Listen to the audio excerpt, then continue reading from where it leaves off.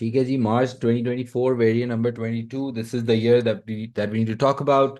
और इस ईयर को अभी हम डिस्कस करना शुरू करेंगे। मैंने ये वाला पेपर तुम्हें पहले ग्रुप्स पे भी शेयर कर दिया था ताकि तुम इस पेपर को एक दफ़ा पहले से गो थ्रू कर लो। बट आज हम जो है ये मार्च 2024 वेरिएंट नंबर 32 जो है वो स्टार्ट कर रहे होंगे। एंड पेपर टू है ये, याद रहे पेपर टू का नाम होता है business concepts. And your participation in the online class will also play a very important role in your understanding, because when you are more participative in this online class, if you are more engaging, तुम अगर अपने answers अपने points share करते हो, जाहिर है तो फिर वो खुद ब खुद तुम्हारे लिए भी अच्छा होता है। सही है। So it's good to stay engaged. It's good to have a questioning mind because we are doing this paper too, and we have exams in like next 26 days, so the exams are really near. And your thought process would be, I guess, but a bit more improved. You would be more questioning, you would be more analyzing. Now I assume that you know the techniques already. Paper two की techniques तो तुम्हें already पता है। ये हम paper two discuss कर रहे हैं, जाहिर है हम इसके आंसर्स को अटेम्प्ट भी करेंगे ओवर टाइम।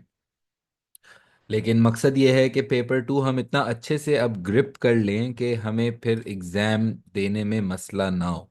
है ना। माइंडसेट यही है कि अब हम we are going to just give our best shot, we are going to do this past paper together, and then it will help you to better grasp the techniques. And now I guess that you yourself would be independent enough कि तुम भी खुद, अगर मैं तुम्हें छोड़ दूं, I guess मैं करवाऊंगा ये पेपर, लेकिन बहुत ज़्यादा भी स्पून फीडिंग करता रहूंगा तो तुम तो पागल से हो जाओगे ना बाद में। क्योंकि मैं तुम्हारे साथ एग्जाम देने तो नहीं आऊंगा मैं मतलब एग्जाम तो तुम्हें ही देना होगा। तो फिर अब सोचना ये है कि अब तुम इसको कैसे पढ़ो या कैसे अप्रोच करो कि कल को जब तुम्हें खुद को पेपर आए तो तुम खुद भी अटेम्प्ट कर सको। Try not to. I will make sure that I read the entire case. I will go through the entire questions. I will try to solve them all also. I will solve them definitely. Uh, but you need to think like कि अच्छा, अगर तुम अगर खुद इस questions को या इस तरह के पेपर को अटेम्प्ट करोगे कल को, कौन सी डेट को अटेम्प्ट करोगे? What's the date? When are you guys going to attempt this paper 2 of business AS level?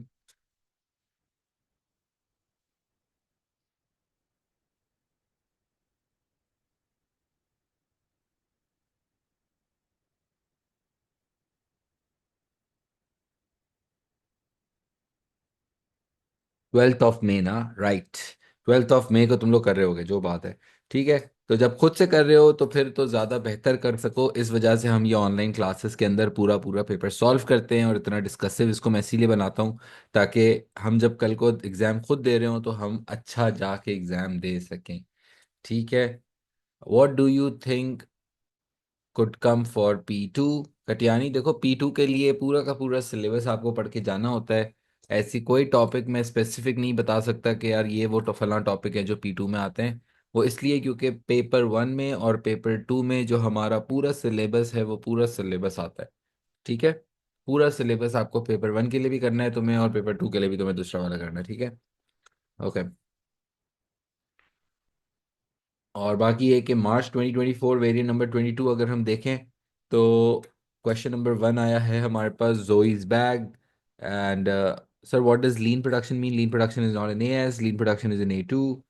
And question अगर मैं चेक करूं जोइस बैग, तो जोइस बैग का अगर हम केस देखें, भाई बैग्स बनाते हैं हम लोग। अच्छा, we'll have to read the case first and tell me now on the chat option. I want you to be very prompt. Keep your chat options active, guys. uh, how many minutes I will have to give to question number one in my exam? How many minutes I'll have to give this to this question? वापस कर लो आदम, not a problem. कितने minute देने होंगे मुझे इस paper two के exam में? जब मैं ये अटेम्प्ट कराऊंगा तो टोटल क्वेश्चन वन करना के लिए कितने मिनट लगाने हैं मुझे?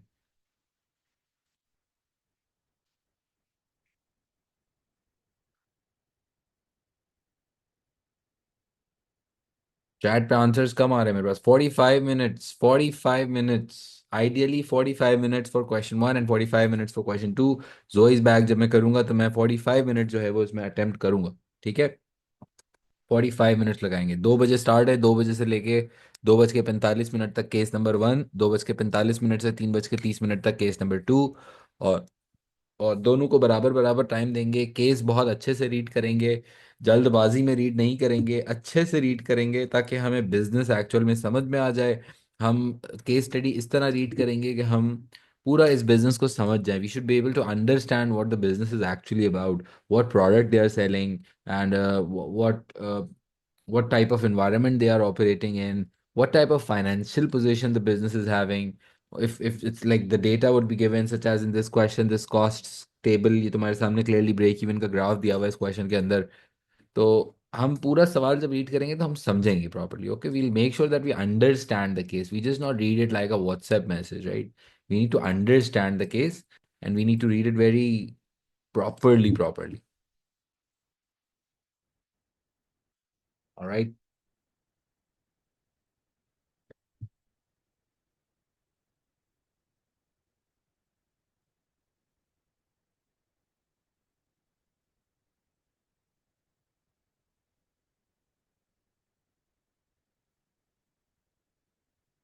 Okay, let's just read the case and then we are going to talk more about it. अगर तुम्हें कोई सवाल आता है बीच में तो पूछ लेना, चैट ऑप्शन तुम्हारे पास एक्टिव है। Okay, Zoe's Bags. Zoe's Bags is an online retailer that makes and sells a range of luxury handmade bags. अच्छा ये बताओ, मेरी ऑडियो जो है वो क्लियर है बिल्कुल? मेरी आवाज़ जो है, अगर मैं यहाँ से बोल रहा हूँ तो लाइक ऑडिबल बिल्कुल ऑन सीन है ना? ना मैं शायद इस, बस सही, चलो ठीक है। Zoe's Bag is an online retailer that makes and sells a range of luxury handmade bags. Handmade bags बनाते हैं हम, ठीक है भाई, कोई बैग्स बनाते हैं handmade. And thank you Ubaid. The business was set up 3 years ago as a partnership by Zoe and her brother Louis and has grown each year. ठीक है जी, the business was set up 3 years ago as a partnership by Joey and her brother Louis and has grown each year. ठीक है भाई, जोई ने अपने भाई के साथ पार्टनरशिप बिजनेस किया है स्टार्ट, हैंड बैग्स बनाते हैं और लग्जरी हैंड बैग्स बनाते हैं। और 3 साल पहले ये बिजनेस इन्होंने स्टार्ट किया था। पार्टनरशिप है, पार्टनरशिप क्या होता है? इनकॉर्पोरेटेड होता है या अनइनकॉर्पोरेटेड होता है? Partnership is an unincorporated business और an incorporated business, what do you think? Unincorporated, nice nice nice. Atif Zardari का जवाब आया। आदम, किंजर सिकंदर, हानिया काजमी, आयशा, 240567, तैयब नंबर। ये अनइनकॉर्पोरेटेड बिजनेस है, जिसका मतलब है कि उसकी सेपरेट लीगल आइडेंटिटी नहीं होती है। यानी कि पार्टनरशिप बिजनेस लीगली रजिस्टर्ड नहीं होता है, उसकी अपनी सेपरेट लीगल आइडेंटिटी नहीं होती है। It's not a company, it's not N incorporated business. Okay good. Lewis and has grown each year. The bags are targeted at a niche market. Okay. The bags are targeted at a niche market and made to customers orders. Customer के हिसाब से बनाते हैं भाई, customise करके देते हैं, niche market में है। The business works closely with its main supplier of raw material. ZB operates a just-in-time inventory management system. All bags have a lead time of 5 days from when the customer submits the order.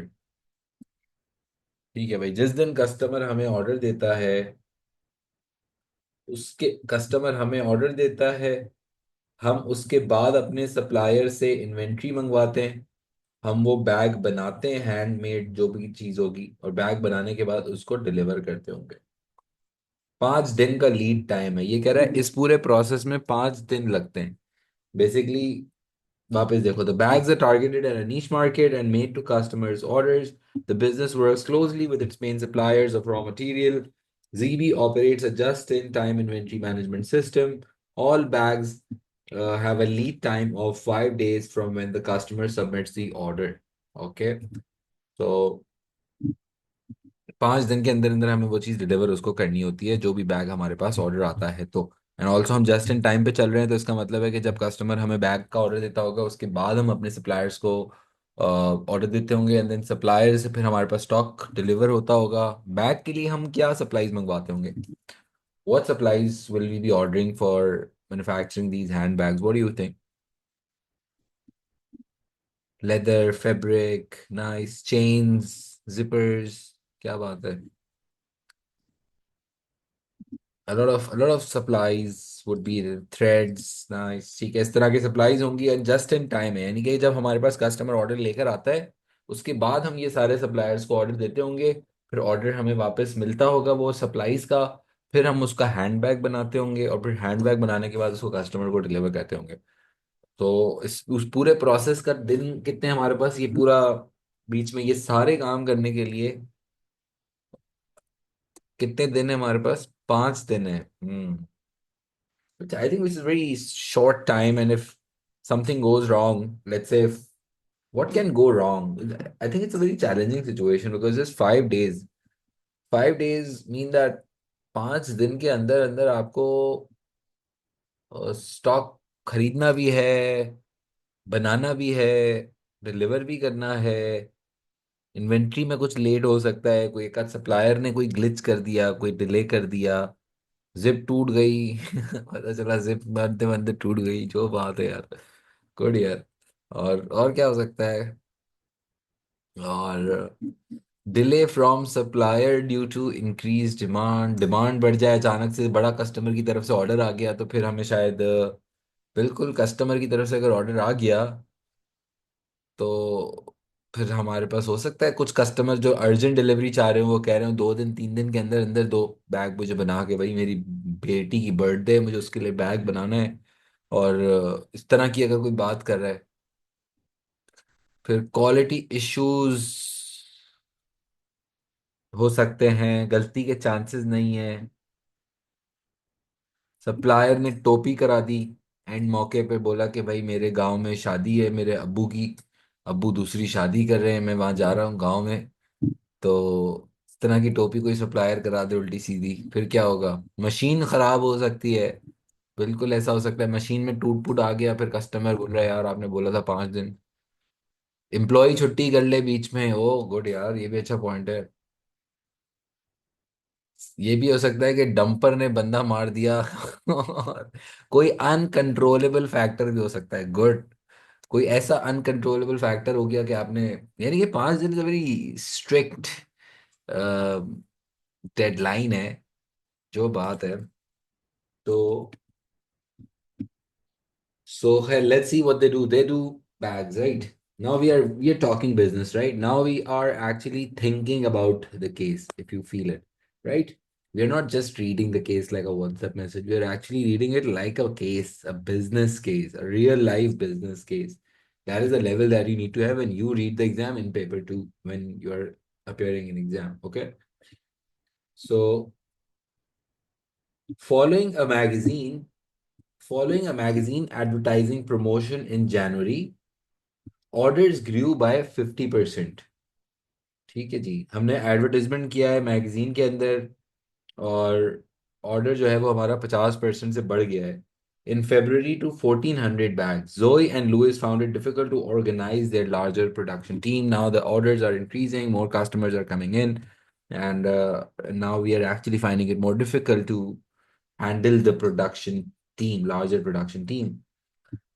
अच्छा, team manage करने का काम वैसे कौन से department का होता है जनरली, जो हमने अपने सिलेबस में पढ़ा है?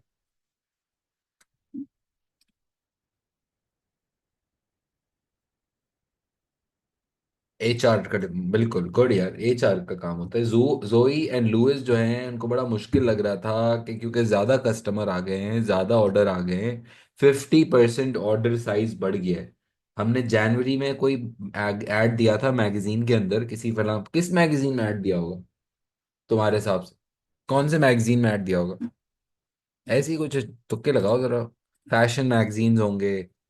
डॉन डॉन में नहीं दिया होगा यार, लग्जरी हैंडबैग डॉन में क्यों दूंगा मैं? वो पर ब्रांड खराब ही हो जाएगा फिर तो। फैशन, फैशन मैगजीन्स होंगे डेफिनेटली, वोग टाइप्स होगा बिल्कुल, फोर्ब्स। फोर्ब्स किस चीज का स्पेशलिस्ट है, मैं भूल गया, फोर्ब्स मुझे नहीं पता।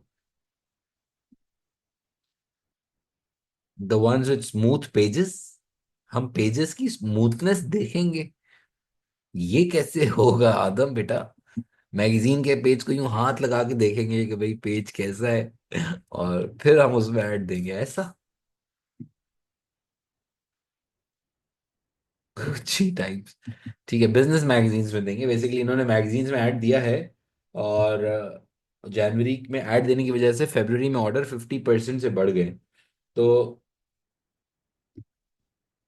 1400, 1400 बैग्स का ऑर्डर आया था। ओहो। अच्छा, तो फिर उसके बाद क्या है, टीम बड़ी हो गई है, टीम में ये they are not able to manage their people, and that's a questioning thing because it's not an easy thing to manage production teams, because managing production teams will have challenges. Human resource department का पता नहीं इनके पास है या नहीं है, लेकिन team को मैनेज करना आसान नहीं होता है। उनकी मोटिवेशन को आपको मेंटेन करना होता है, उनकी छुट्टियां होती हैं, एब्सेंटीज्म, उनको मैनेज करना होता है। A lot of people might just leave the company, leave our business because they might be able to look for other jobs. And as a result, I will have to offer them such benefits that they are willing to work for my team. They are willing to motivate. They should be motivated, right? हम hand bags बना रहे हैं, पिछले 3 साल से काम कर रहे हैं, हमने एक रेपुटेशन बनाई है भाई। और हमारी प्रोडक्शन टीम अगर वेल मैनेज्ड नहीं होगी, अगर हमने अपनी प्रोडक्शन टीम को अच्छे से मैनेज नहीं किया, तो अल्टीमेटली जो मेरा प्रोडक्ट है, जो मेरा बिजनेस है, वो कॉम्प्रोमाइज होगा। I need to manage my production team anyhow, right? So a break even chart, a break even chart for February is shown in figure 1.1। ठीक है जी, ब्रेक इवन आ गया हमारे पास। और ब्रेक इवन का जो एक्स एक्सेस होता है, ये तुम्हारे सामने जो एक्स एक्सेस आ रहा है, यूनिट्स आते हैं उस पे तुम्हारे सामने। देखो आज ब्रेक इवन पूरा समझ भी आ जाएगा, अच्छी बात है, रिवाइज भी हो जाएगा। ताकि ब्रेक इवन में कोई तुम्हारे प्रॉब्लम्स हो तो तुम पूछ भी सकते हो। जाहिर है इतनी सारी डिस्कशंस चल रही हैं, we are having fun along the way also, yeah we are enjoying the class. It's important to enjoy the class, but also you should have some questions with you. So अच्छा, इसका x axis अगर हम देखें, break even का point का मतलब क्या होता है? कोई तुम लोग मुझे ब्रेक इवन की डेफिनेशन बता सकते हो? ये ग्राफ हमारे सामने है। So what would be the most right definition of break even for Joey's bags? Bags है ना, बैग्स। क्या मतलब है? नो प्रॉफिट नो लॉस का मतलब तो मुझे पता है कि तुम लोगों को पता है, ज्यादा होशियारी नहीं करो। सुनो मेरी बात, तुम लोगों को, मुझे पता है कि ब्रेक इवन का मतलब पता है, नो प्रॉफिट नो लॉस। मैं ये कह रहा हूँ, जोईज बैग्स के लिए, जोई के बिजनेस के लिए अगर तुम मुझे डेफिनेशन बताओ, what is the definition of break even for this business?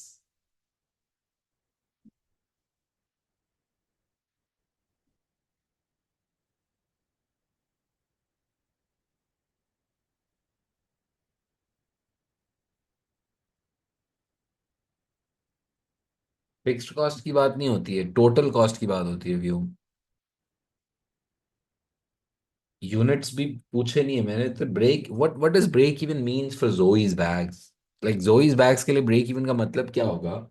ये लिखा है, उसने, आदम ने जवाब दे दिया था शायद। ऑलमोस्ट आ रहे हैं सबके, not bad, but the point at which total cost equal to total revenue. ये तो बुकिश बात है ना, बुकिश बात तो सही है, the point at which total cost is equal to total revenue. But for Zoe's bag, break even would be that how many bags she will have to sell in order to cover up for the total costs. कि how many bags Zoe will have to sell in order to cover up the total cost of manufacturing all the bags. Right? कि उसको कितने bags बेचना पड़ेंगे अगर वो अपने खर्चों को कवर करना चाहती है तो। ठीक है। और इसको फिर अगर हम इसका ब्रेक इवन देखें, तो इसमें जो ये डार्क लाइन है, बोल्ड, ये लाइन कौन सी लगता है तुम्हें? इसका नाम भी नहीं लिखा हुआ, लाइन, अच्छा लिखा हुआ है, सॉरी, नाम लिखे हुए। सेल्स रेवेन्यू की लाइन है ये मोटी वाली, like the most thickest line is sales revenue. And ये जो डॉटेड लाइन है, this one is like the fixed cost, and the lighter one is total cost. And definitely this is total cost because ये बात भी हमें पता है कि टोटल कॉस्ट जो है वो कहाँ से शुरू होती है? देखो, जीरो से शुरू नहीं हो रही ना। टोटल कॉस्ट भी वहीं से शुरू हो रही है जो फिक्स्ड कॉस्ट है, क्योंकि इवन अगर आपका जीरो लेवल ऑफ आउटपुट भी होगा, इवन अगर जीरो लेवल ऑफ आउटपुट भी होगा, तो आपको फिर भी फिक्स्ड कॉस्ट तो पे करनी पड़ती है ना। और बिजनेस की फिक्स्ड कॉस्ट कितनी है?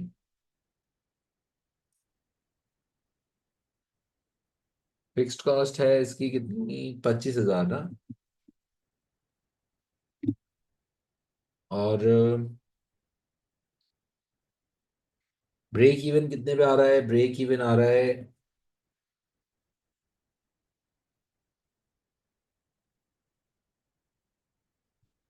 1,000 यूनिट्स एंड $40,000 ना। क्योंकि ब्रेक इवन हमें दोनों में पता होना चाहिए कि अगर इसने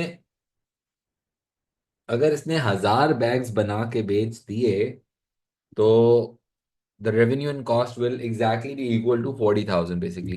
Like if this business is able to produce and sell 1,000 bags, then the revenue and cost will exactly be equal to $40,000. And this is what the no profit, no loss situation is. However, what's the total order size in February? What is the total order size in February? हमें कितनी demand कितनी आई है?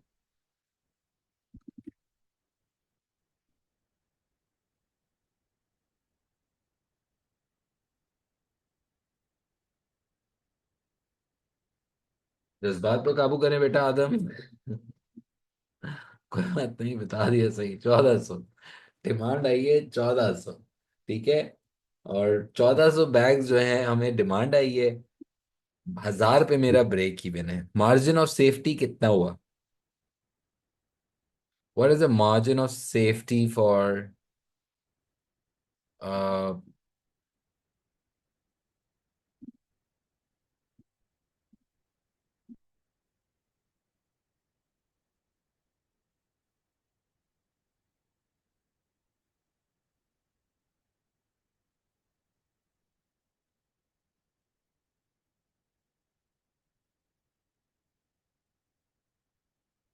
Margin of safety हो गया 400, क्योंकि 1,400 की demand है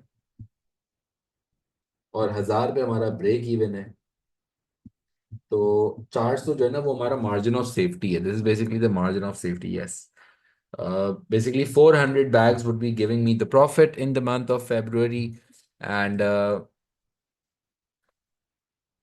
1,000 bags will have to be sold at least. अगर हमने 1,000 बैग से कम बेचे तो नुकसान होगा। 1,000 से ज्यादा जो हम 400 बेच रहे हैं, वो हमारा प्रॉफिटेबल होगा इसमें सीन। ठीक है। And now we have drawn this break even graph because we should be able to understand the position ना। हमें ब्रेक इवन ग्राफ बनाने का मकसद ये होता है कि हमें ये बात पता चल जाए कि हमारा प्रॉफिट एंड लॉस किस तरह का होगा उस केस के अंदर। और फिर हम कोई डिसीशंस लेते हैं। लेट्स से अगर हम जोईज बैग्स की बात करें, and if Joey's bags wants to take some decisions, they can use this break even graph to make decisions, such as what decisions can be taken? Come on, tell me. uh, mm, what decisions can be taken? Tell me कि अगर हम इस break even graph को use करते हैं, और Joy's bag इस break even graph को देख रहा है, हम फाइनेंस डिपार्टमेंट में बैठे हुए हैं जोइस बैग के, और हम ये ब्रेक इवन ग्राफ देख रहे हैं, तो what decisions can be taken by Joy's bags with the help of this graph? What decisions? बिल्कुल, जो 400 यूनिट्स है उसमें वेरिएबल कॉस्ट भी कवर हो जाएंगी, बिल्कुल टोटल कॉस्ट कवर हो जाएगी। क्या फैसले हम कर सकते हैं इस ग्राफ को यूज करके?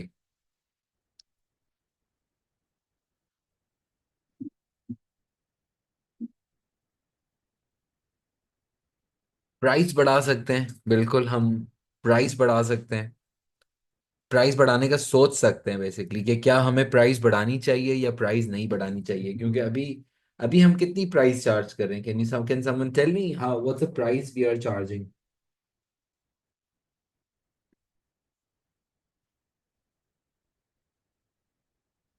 Because 60,000 is the sales revenue at like 1,500 bags, right? तो अगर $60,000 का रेवेन्यू है और 1,500 बैग्स के ऊपर वर्किंग की हुई है, तो 60,000 डिवाइडेड बाय 1500 कितना होता है?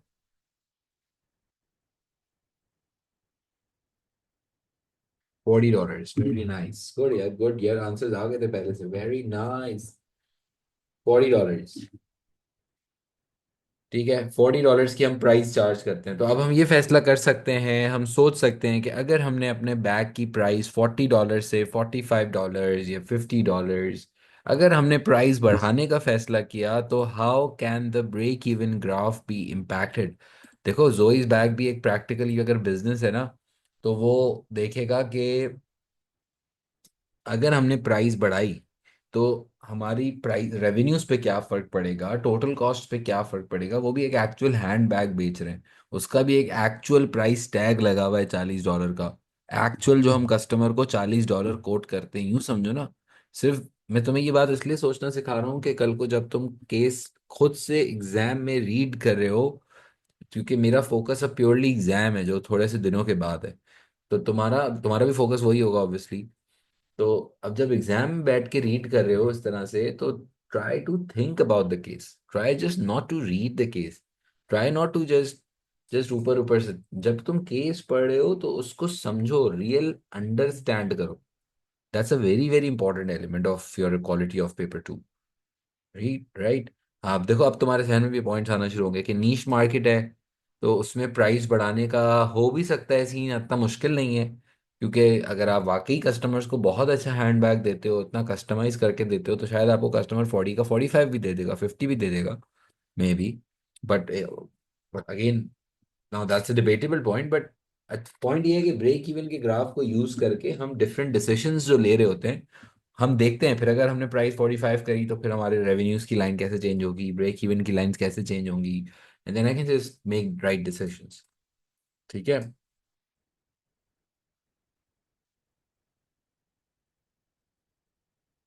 सर नहीं आ रहा, इस तरह से एनालिसिस नहीं हो रहा। होगा होगा होगा, कैसे नहीं होगा भाई। Sir can you review the case once again in the end? यार ये मैंने पूरा रिकॉर्ड किया है, मैं इसको भेज दूंगा अजलान। पूरा मतलब कैसे वापस? मतलब कैसे? शुरू से मतलब ये कह रहे हो?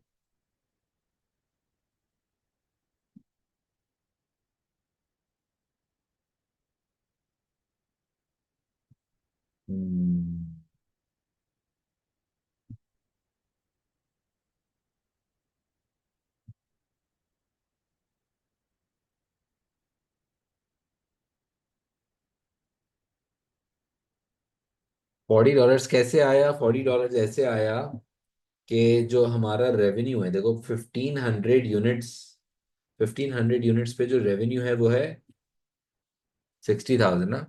$60,000 का रेवेन्यू है 1500 बैग्स पे। अगर 60,000 बैग्स मैंने 60,000 के बैग्स बेचे हैं 1500, तो पर यूनिट कितने का बिका होगा?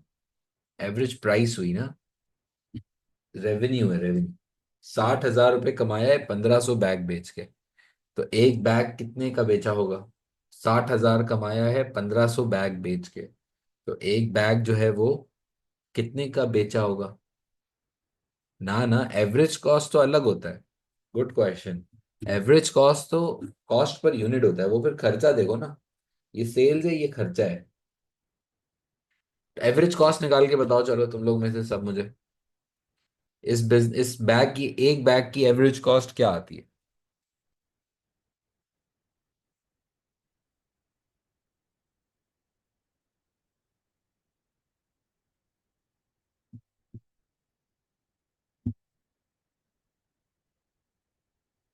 एवरेज कॉस्ट कितनी आएगी per bag? If I want to calculate average cost per bag from this table, what is the average cost? Total cost दी भी तो है, टोटल कॉस्ट तो दी हुई है। 1500 यूनिट्स पे चेक करो ना, टोटल खर्चा कितना हो रहा है।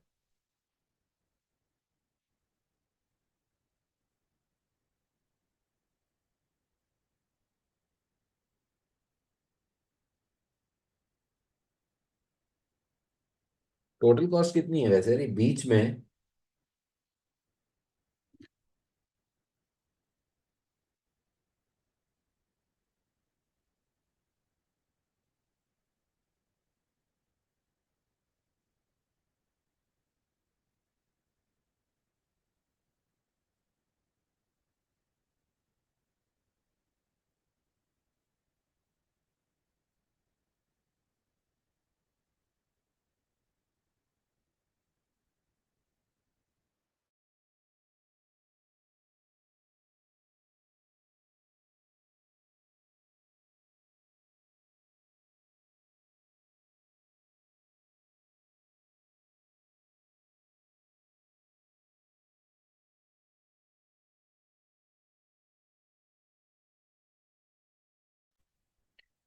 ये क्लास आवाज आ रही है? Can you here?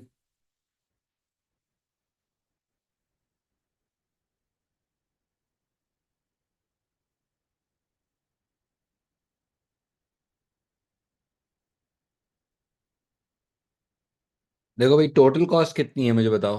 1500 बैग पे तो टोटल कॉस्ट दी हुई नहीं है सही से, बहुत केयरफुली सुनो। 32,000 कैसे आया? टोटल कॉस्ट कितनी है? मैं पूछ रहा हूँ टोटल कॉस्ट कितनी है। टोटल कॉस्ट 1500 बैग पे टोटल कॉस्ट कितनी नजर आ रही है?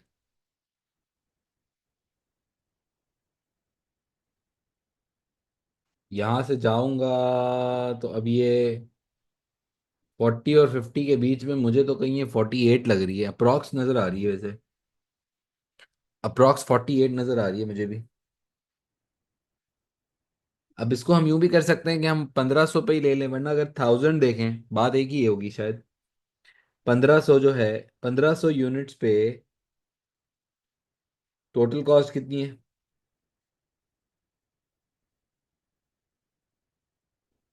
यहां से भी निकाल सकते हैं, नॉट अ प्रॉब्लम।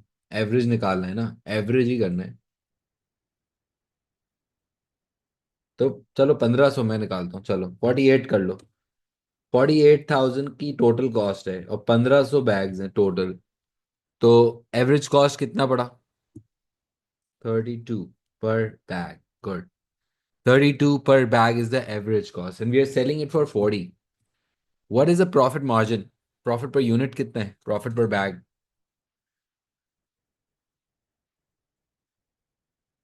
$8 कमा रहे हैं एक बैग के ऊपर, हम $8 कमा रहे हैं यार, ये तो बहुत कम मार्जिन है यार, ये तो कुछ भी नहीं है यार।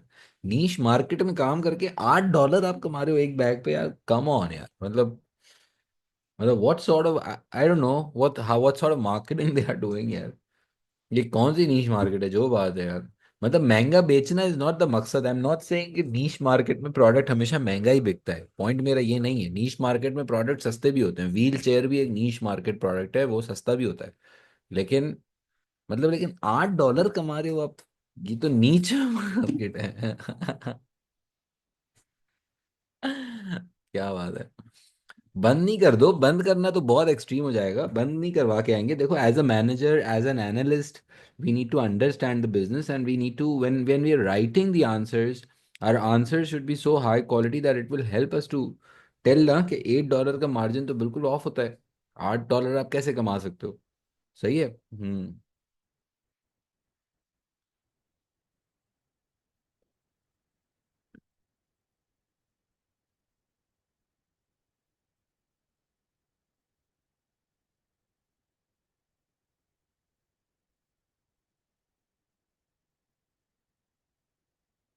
हाँ कोई बात नहीं। और अगर सही है कि व्हाट इफ के एग्जामिनर ने 48,000 के हिसाब से ना लिया हो, बट तुमने अगर अप्रॉक्स करके लिख दिया है तो फिर वो एक्सेप्टेबल होता है। और कैलकुलेशन के लिए बहुत ज़्यादा एग्जामिनर कंसर्न ही नहीं होता। एग्जामिनर को तो ये मेन कंसर्न होता है कि वो कॉन्सेप्ट सही है या कॉन्सेप्ट गलत है। नंबर अगर प्लस माइनस कुछ हो भी जाता है, उससे एग्जामिनर को कोई फर्क नहीं पड़ता। एग्जामिनर ये देखना चाहता है कि भाई इस बच्चे को जो है वो कॉन्सेप्ट पता है ब्रेक इवन का, या कॉन्सेप्ट नहीं पता है, क्या उसको ये बात पता है, समझ आ रही है या नहीं आ रही है। रादर देन कि भाई नंबर कुछ प्लस माइनस हो जाए, नंबर की तो फिर भी खैर होती है।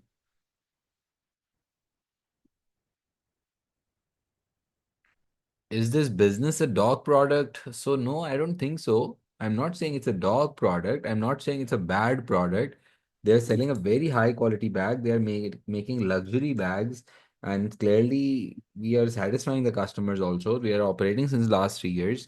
It's not a bad business. I'm not saying it's a bad business, but as an analyst, I need to see that what if we try to increase our profit margins. As an analyst मैं ये जो सोच रहा हूँ, जिस angle से मैं ये केस रीड कर रहा हूँ, जिस एंगल से मैं तुम्हें रीड करना सिखा रहा हूँ, उस एंगल को हम कहते हैं, हम बिजनेस एनालिस्ट की नज़र से सोच रहे हैं ना। हम देख रहे हैं कि इस बिजनेस में क्या सीन्स हैं, ताकि कल को जब मैं इस क्वेश्चंस के आंसर्स लिखूं, और कल को जब तुम एग्जाम में बैठ के आंसर लिखो, तो तुम्हें जब इस सवाल के जवाब लिखने हो तो तुम्हें, यू शुड नो ना कि जब मैं लिख रहा हूँ तो मेरा आंसर सिचुएशन से कनेक्टेड हो, ऐसा लगे कि मैं जोइस बिजनेस की बात कर रहा हूँ। तो बात आंसर की क्वालिटी में डेफिनेटली आ जाएगी। जिस तरह से केस रीड किया हुआ होगा, जिस तरह का अंडरस्टैंडिंग लेवल होगा, उस तरह के फिर आंसर्स उस तरह से ही लिखे जाते हैं। ठीक है।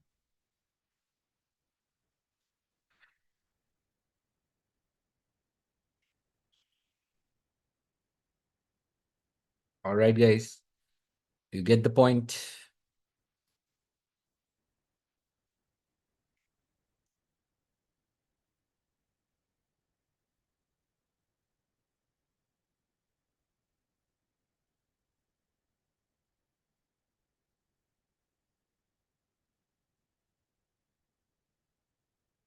ऑलराइट, सो नेक्स्ट क्या है? जीबीज ब्रेक इवन चार्ट हमने देख लिया। Due to the increase in orders, Zoe and Lewis want to focus on developing the business. Okay. They recruited two supervisors to manage the 15 production employees.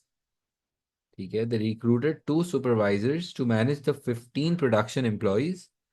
To support the new supervisors, to support the new supervisors, Lewis organized some off-the-job training. ठीक है जी, नए supervisors आ गए हैं दो, और उन दोनों supervisors को जो है ट्रेनिंग दी जा रही है ताकि वो 15 प्रोडक्शन एम्प्लॉयज़ को मैनेज कर सकें। All production employees are currently paid a salary. All production employees are currently paid a salary. However, ZB's labor turnover has increased recently. Oh, लोग छोड़ के जा रहे हैं. One of the new supervisors has recommended that ZB should introduce performance-related pay. Zoe and Lewis are currently considering this recommendation. All right. सही है बच्चों, ये समझ आ रहा है? यानी कि सीन्स कुछ डिफरेंट हैं अभी। बिजनेस बड़ा हो रहा है और उसके लिए मैनेजमेंट कुछ लाई जा रही है।